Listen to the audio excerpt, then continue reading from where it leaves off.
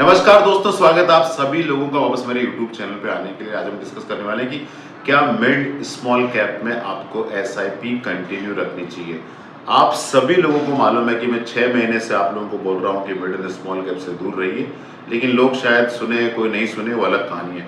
लेकिन अभी कुछ दिनों पहले एक म्यूचुअल फंड के बहुत बड़े फंड हाउस के सीईओ ने एक म्यूचुअल फंड प्लेटफॉर्म पे जाके बोला कि मिड एंड स्मॉल कैप में पैसा मत डालिए, और उन्होंने कुछ ऐसा बोला कि जिसको बहुत गलत तरीके से, जो म्यूचुअल फंड को लाइक नहीं करते उन लोगों ने उसको बहुत गलत तरह से म्यूचुअल फंड में सेल्स टीम के अगेंस्ट में प्रेजेंट किया और म्यूचुअल फंड डिस्ट्रीब्यूशन के अगेंस्ट में प्रेजेंट किया।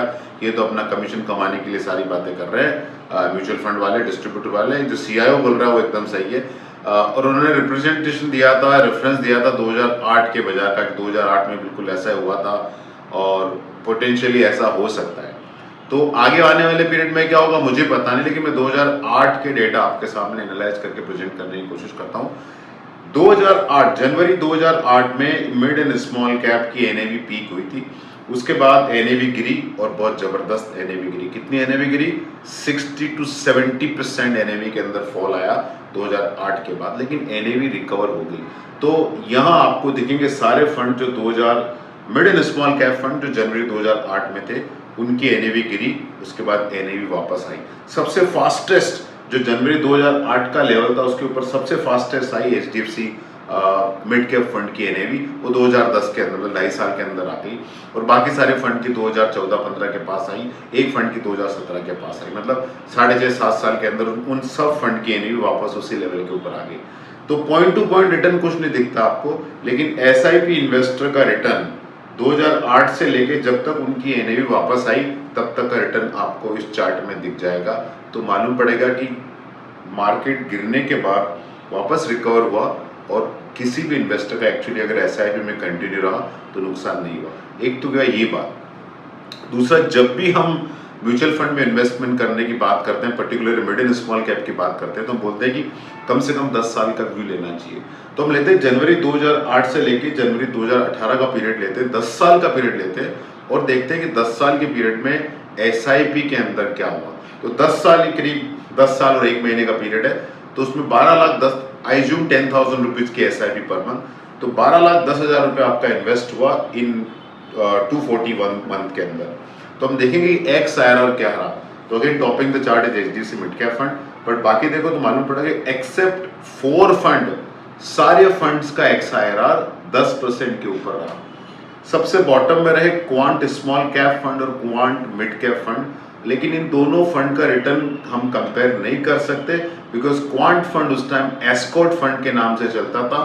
Fund management team, ownership team पूरी की पूरी अलग थी एंड बहुत छोटा एलियम था, बहुत ही छोटा, फ्यू 100 करोड़ के अंदर उसका एलियम था और आम जनता का पैसा उसके अंदर नहीं था, तो उसको इग्नोर कर सकते हैं। 2 फंड है, आईसीआईसीआई स्मॉल कैप फंड और निप्पॉन ग्रोथ फंड। इन दोनों का रिटर्न 10% से थोड़ा सा कम रहा, लेकिन उसके बाद भी आपका पैसा बाय एंड लार्ज सब स्कीम में 2.5 से 3 गुना आपका पैसा बना है म्यूचुअल फंड में 10 साल के पीरियड में, even going through the worst drawdown. और अभी हम रिटर्न लेते हैं फैब 2025 का।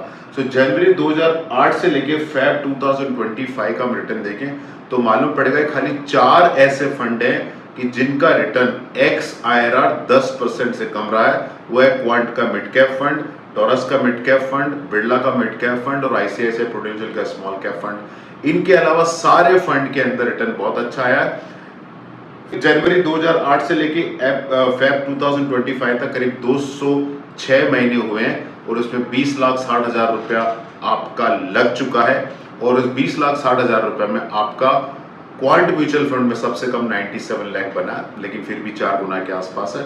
और बेस्ट फंड रहा है डीएसपी स्मॉल कैप, वहाँ 20,60,000 का 154 लैक्स हो गया, मतलब 7 से 8 गुना पैसा बना है। ऑन एवरेज आपका 4 से 8 गुना पैसा बना है, even going through the worst drawdown we have seen in Indian equity market.